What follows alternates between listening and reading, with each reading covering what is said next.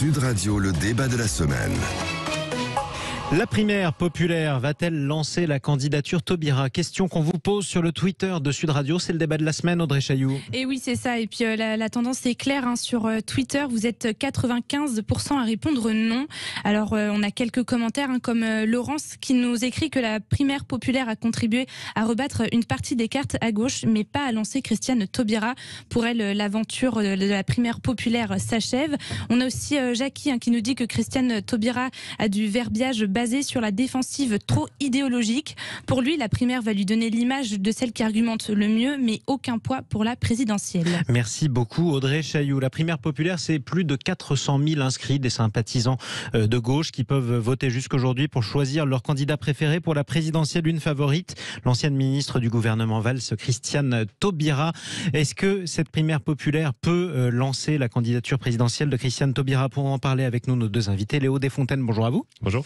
Vous êtes porte-parole du communiste Fabien Roussel. Vous n'allez pas voter à la primaire populaire? Non, je ne suis pas inscrit et notre candidat n'y est pas non plus. Et d'ailleurs, votre candidat est l'un des seuls à ne pas avoir été inscrit contre son gré à la primaire populaire. Nicolas Corato, bonjour à vous. Bonjour Jean-Marie. Fondateur du comité de réflexion politique Place de la République. Vous allez voter à la primaire populaire? Oui, je me suis inscrit, je vais voter. Vous allez voter? Vous allez soutenir quel candidat? Vous savez, le vote est secret. Le vote est secret. Bon, très bien. Mais vous allez avoir quelques indices, j'imagine, pendant le débat. Je pense qu'il y aura quelques indices, effectivement. Est-ce que la candidature de Christiane Taubira, qui est arrivée au dernier moment, il faut bien le dire, peut être lancée par cette primaire? On va voir. Tout dépend des résultats. Moi, ce que je note quand même, c'est le succès de cette primaire populaire en termes d'adhésion. Ça faisait longtemps qu'on n'avait pas réussi à réunir près de 500 000 électeurs de gauche ou sympathisants de gauche autour d'une idée d'union ou d'unité. Donc moi, tout ça est largement imparfait. Je pense que c'est pas ce qu'on aurait rêvé d'idéal, cette primaire populaire. Mais moi, je note que ça fait quand même des mois qu'on patauge, des mois que des candidats bons et intéressants n'arrivent pas à dépasser les 10%, et qu'il est temps que le peuple de gauche se ressaisisse. Et c'est ce qu'il est en train de faire, ou en train d'essayer de faire. On verra bien le résultat, et on verra bien quelles seront ses conséquences. Mais je pense qu'il faut qu'on tende à un moment à gauche à une logique d'union, parce que les temps sont difficiles, les temps sont dangereux pour la nation, et on ne peut pas laisser le pays sans la gauche. Alors justement, Léo Desfontaines, pourquoi votre candidat Fabien Roussel n'en fait pas partie de cette primaire populaire? Ça, il faut demander aux organisateurs. Oui. Nous ne souhaitions pas y participer déjà. C'était aussi ça le sens de ma question. C'est la première des choses, mais bon, visiblement, c'était pas la condition, parce que nous avons quand même quelques candidats qui ne souhaitent pas y participer, qui ont demandé à leur candidature soit retirée, et qui le sont quand même. Mais c'est parce que je pense fondamentalement que cette primaire est une primaire rassemblant des personnalités politiques héritiers d'une même famille politique, d'une partie de la gauche et de la gauche qui n'a pas réussi à démontrer par les faits qu'elle était capable de transformer le quotidien des Français, de parler aux classes populaires et de leurs besoins. Pas assez à gauche pour vous. Pas assez à gauche, mais je pense, après c'est mon point de vue. C'est la raison pour personnel. laquelle les communistes, en tout cas, ont prévu de la boycotter, cette primaire populaire. On n'a pas prévu de la boycotter, on n'a pas prévu de la participer, parce que nous ne sentons pas, nous ne reconnaissons pas dans cette primaire. C'est pas votre populaire. gauche. Ce n'est pas notre gauche, et nous, notre objectif surtout, ce n'est pas d'aller convaincre ceux qui sont déjà convaincus de voter à gauche, parce que les 400, 500 000 qui sont rassemblés, la plupart sont des militants de gauche, qui sont déjà convaincus de voter à gauche, qui feront leur choix en âme et conscience le 10 avril et 24 avril prochain. Nous, notre objectif, avec la candidature de Fabien Roussel, c'est d'aller chercher celles et ceux qui n'y croient plus, celles et ceux qui se sont sentis déçus par la gauche, celles et ceux même qui pourraient se laisser prendre au jeu de la droite et de l'extrême droite, et leur dire que non, aujourd'hui, ceux qui veulent changer notre quotidien, qui parlent de nos réalités, qui parlent de notre pouvoir d'achat, c'est Fabien Roussel, c'est la candidature de Fabien Roussel. 0826 300 300. Laurent nous appelle de Mérignac, où il écoute Sud Radio sur le 106 FM. Bonjour à vous, mon cher Laurent. Oui, bonjour. Est-ce que pour vous, cette primaire populaire, ça peut lancer la candidature Taubira? Non, en fait, moi, je trouve que cette candidature, cette primaire populaire, c'est un peu un déni de démocratie, puisque on désigne des candidats qui n'ont pas envie de participer. On met dans le même sac l'écologie punitive, la France immobile et la gauche traditionnelle. Ça me dérange vraiment, quoi. C'est quoi pour vous la gauche traditionnelle? C'est plutôt Hidalgo, en fait. Le Parti Socialiste. Le Parti Socialiste, ouais, tout à fait. Donc de mettre tout le monde, je trouve qu'en termes d'idéologie, on n'est pas sur les mêmes trucs. Et puis, je trouve pas qu'il y ait un intérêt à faire ça. Même Taubira, je sais pas ce qu'elle va faire là-dedans, en fait, à part troubler le jeu. Vous êtes plus que sceptique, en tout cas. On a bien compris. Ah oui, puis alors, je vais vous dire, moi, tous les politiques sur cette présidentielle, quand je les entends, j'entends pas leur programme. Par contre, je les entends tous critiquer le gouvernement. Moi, je sais très bien qu'ils parlent un peu d'avenir. Et puis, qu'ils partent de leur programme. Quand j'entends Mme Taubira à Bordeaux qui dit son programme, c'est pas 50 plus pour Emmanuel Macron. C'est pas un programme, ça. Pour vous, c'est un peu court. Mais justement, tiens, on va poser la question à l'un de ses partisans et puis on va proposer à notre autre invité, Léo Desfontaines, de vous parler du programme de son candidat. Merci beaucoup, Laurent. Bonne journée à vous du côté de Mérignac et merci de nous avoir appelé au 0826 300 300. C'est quoi le programme de Christiane Taubira si jamais elle est désignée candidate? Allez voir sur allez voir sur le site de sa campagne. Qu'est-ce qui a fait sa candidature vous a séduit? Il y a plusieurs éléments. Mais le sujet aujourd'hui, moi d'abord, je regrette que Fabien Roussel soit pas dans la primaire populaire. Moi, je pense que c'est une erreur de méthode. Mais encore une fois, ce dispositif, il est imparfait. Et il est imparfait parce que l'état de la gauche est catastrophique.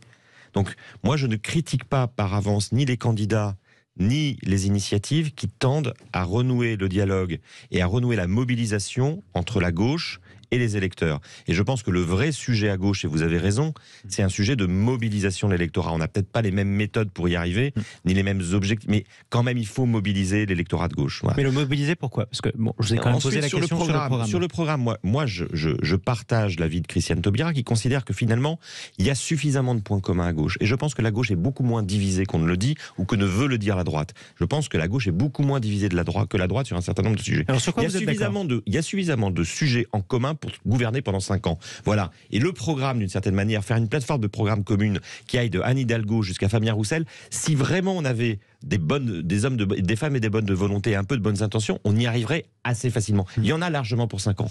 Remettre à plat la justice sociale, remettre à plat la justice fiscale, remettre à plat les services publics, remettre à plat nos relations avec l'Europe, je pense qu'on a de quoi gouverner pendant 10 ans dans ce pays avec la gauche. Donc le sujet aujourd'hui, et le seul qui m'intéresse, c'est qui va incarner cet espoir, qui va faire renaître cet espoir, et est-ce qu'on peut dire à tous ceux qui se sont lancés dans cette aventure et qui, avec de la plus bonne volonté du monde, n'y sont pas arrivés, ne décrochent pas, on est à 3 mois des élections, c'est trop tard pour continuer à être 50 à courir après le second tour. C'est pas possible, il faut que la gauche soit au second tour. Léo Desfontaines, vous auriez de quoi gouverner avec le reste de la gauche pendant 10 ans, en vous mettant d'accord ? Et on a énormément de divergences. Et aujourd'hui, je dirais que la gauche, sa faiblesse, c'est pas qu'elle est divisée. C'est qu'elle est faible aujourd'hui parce que justement, beaucoup ne se reconnaissent pas, peu importe aujourd'hui la candidature. Il faut quand même qu'on se le dise. Et c'est pas la primaire populaire, je pense, qui va régler ça. Bien au contraire. La gauche, elle n'est pas divisée, elle est diverse. Et c'est cette diversité-là qu'il faut respecter. Vous l'avez dit juste avant, on a chacun nos méthodes, on a des méthodes différentes, on a des programmes, des lignes programmatiques qui sont un peu différentes. On ne s'adresse pas de la même manière, de la même façon, aujourd'hui, à l'électorat de gauche et plus largement aux Français. Moi, qu'est-ce qui fait la différence entre Fabien Roussel, par exemple, et Jean-Luc Mélenchon? Mais qu'est-ce qui vous distingue aujourd'hui, nécessairement ce qui nous distingue déjà sur le terrain, c'est aujourd'hui, on a quand même un certain nombre de gens qui ne se sentent plus représentés par une partie de la gauche, y compris par Jean-Luc Mélenchon. Je le vois sur le terrain. On voit nombre d'ouvriers qui nous disent mais comment c'est possible que Jean-Luc Mélenchon ait autant dévié de sa trajectoire initiale. Du coup, comment vous vous différenciez de Jean-Luc Mélenchon pour parler davantage de ces ouvriers? Nous, on a un programme qui parle directement du quotidien des ouvriers. Lorsque Fabien Roussel dit que le meilleur moyen de défendre la gastronomie française, c'est pas pour relancer le sujet, mais c'est de le rendre accessible, que le bon et le meilleur soient accessibles à toutes et tous, qu'on doit augmenter les salaires. Lorsque Fabien Roussel dit on a besoin de l'énergie nucléaire pour baisser les factures, etc., nous avons des lignes de démarcation qui viennent parler directement aux classes populaires. Et c'est ça qui recrée le lien. Fabien Roussel, aujourd'hui, le candidat à gauche, le moins détesté, il gagne à être connu. Et je suis persuadé qu'une fois qu'il le sera, il grimpera dans les sondages. Nicolas Corato. Fabien Roussel est un très bon candidat. C'est pas le sujet aujourd'hui. Et pourquoi vous ne votez pas pour lui? C'est un très bon candidat qui plaît plus à l'électorat de droite qu'à l'électorat de gauche, pardonnez-moi de le dire. Mais qui en a fait une forme d'épouvantail. Mais c'est très bien, la droite choisit ses candidats. La réalité, c'est que votre candidat, il fait 3%. Je sais, il y a des dynamiques de campagne et je lui souhaite d'aller beaucoup plus loin. Et moi, je me le souhaite aussi. Et s'il est le premier, je voterai pour Fabien Roussel. C'est pas le sujet. La problématique, c'est que tout le monde est parti en même temps, sans se concerter. Vous parlez des différences avec Jean-Luc Mélenchon. Oui, il y a le nucléaire. Allez, on va trouver 3-4 exemples. Mais vous avez été dans la même famille politique pendant des années. Fabien Roussel a travaillé avec Jean-Luc Mélenchon pendant des années. C'est pas possible de partir aussi divisé, aussi atomisé sur une élection qui est aussi importante. Et quand Christiane Taubira dit que l'enjeu de cette élection, c'est pas de reprendre 5 ans de Macron, franchement, on peut le comprendre. On peut tous le comprendre à gauche parce que nous avons vu ce que le macronisme a fait au service public. Nous avons vu ce que le macronisme a fait à l'héritage de la gauche. Donc moi je veux bien qu'à un moment on joue chacun de son côté avec en se disant il est absolument impossible qu'on s'entende, mais on vient de la même famille. La plateforme commune, elle est possible, elle a déjà existé. Et encore une fois, il faudra peut-être 15 ans pour la mettre en œuvre. Donc attendons 15 ans pour nous déchirer, mais partons ensemble pour gagner. Léo Desfontaines. Mais je suis totalement d'accord sur le fait qu'il ne faut pas reprendre 5 ans de macronisme, mais il faut aussi comprendre les partis de l'électorat qui s'est senti complètement trahi par la gauche du gouvernement 5 ans on est d'accord. Là où Christiane Taubira était sur les bancs du gouvernement. Lorsque moi je me suis engagé en politique, lorsque je me suis engagé contre la loi travail, lorsque le 49.3 est passé pour imposer la loi travail contre l'ensemble des travailleurs. Et aujourd'hui, une partie de l'électorat ne se sent plus représentée à cause des trahisons de la gauche. Donc ne venez pas nous reprocher aujourd'hui la faiblesse de la gauche, premièrement. Et deuxièmement, moi mon projet ce n'est pas non pas de dire fini Macron et basta, c'est bien de permettre à notre projet politique, le défi des jours heureux, de s'imposer. Et dans ça, c'est un projet global de la République sociale qui inclut l'augmentation des salaires, qui inclut d'avoir la jeunesse la mieux formée, qui prend une partie du nucléaire, la gratuité du permis de conduire, etc. Et on a des divergences majeures. Hier, il y avait le meeting de Yannick Jadot. Yannick Jadot fait son meeting en nous mettant dans les rangs de l'extrême droite. Vous vous rendez compte quand même aujourd'hui, en plus, enfin je veux dire, non seulement on doit faire avec la droite et l'extrême droite, et en plus nous on a une partie de la gauche qui fait campagne contre Fabien Roussel. Pourquoi justement une partie de la gauche dit que Fabien Roussel est d'extrême droite? Comment vous l'expliquez? Je pense qu'aujourd'hui on fait peur à une partie de cette gauche écologiste, insoumise, etc. Parce qu'aujourd'hui, on parle aux classes populaires. Que eux, ils ne parlent plus aux classes populaires. Et d'ailleurs, je tiens à le dire quand même, Yannick Jadot, je pense, et on le voit dans son électorat, c'est pas un électorat des classes populaires qui est radicalement différent de notre électorat à nous. Et je pense qu'il cherche à diviser la gauche quand c'est comme ça, à marquer une ligne de démarcation. Et bien écoutez, c'est son choix. Il n'y a pas de souci là-dessus. Nous avons le nôtre, nous trasons nos sillons. Et je suis persuadé que si nous voulons une majorité à gauche, nous allons devoir rediscuter et recréer le lien avec les classes populaires, ce que fait Fabien Roussel. Un point, Nicolas Corato, sur ce que disait Léo Desfontaines sur Christiane Taubira. C'est vrai qu'elle a démissionné du gouvernement Valls, mais c'était pas à cause de la loi travail, c'était à cause de la déchéance de nationalité contre laquelle elle était. Est-ce qu'elle est assez à gauche, Christiane Taubira, pour parler à tous les électeurs de gauche? Il y avait aussi une divergence de fond sur la loi El Khomri qui était en train de naître, et puis plus généralement sur la ligne. Est-elle assez à gauche pour parler à tous les électeurs de gauche, y compris ceux de Jean-Luc Mélenchon ou de Fabien Roussel? Moi je pense que c'est une femme de rassemblement. Elle est assez à gauche pour unir la gauche. Et je suis d'accord avec vous, il ne s'agit pas, et je ne nie pas la responsabilité de la gauche de gouvernement dans l'état aujourd'hui de la gauche.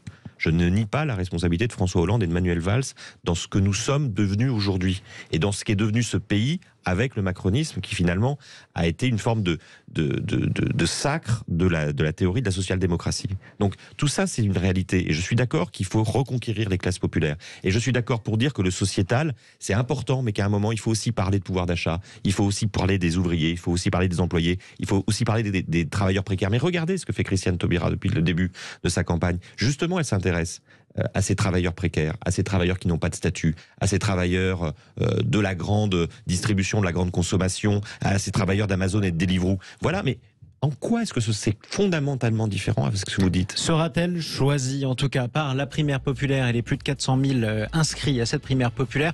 Verdict ce soir. Christiane Taubira qui a annoncé d'ailleurs qu'elle se plierait au résultat de la primaire populaire, et si une autre personne venait à être désignée candidate à la présidentielle, elle la soutiendrait. Merci à tous les deux d'être venus débattre dans le Grand Matin Week-end sur Sud Radio.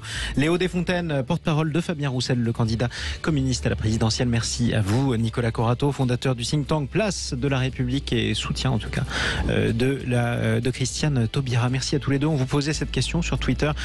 Est-ce que la primaire populaire peut lancer la candidature Christiane Taubira? Le verdict est négatif à plus de 95% d'entre vous sur Twitter. Restez avec nous les amis. Dans quelques instants, on va s'occuper de votre maison. Dans 5 minutes, on passe au jardin. On va jardiner avec Sylvie Ligny. Et juste avant ça, on bricole avec Max Souti. On va vous expliquer comment faire pour vous concevoir un bureau. À tout de suite.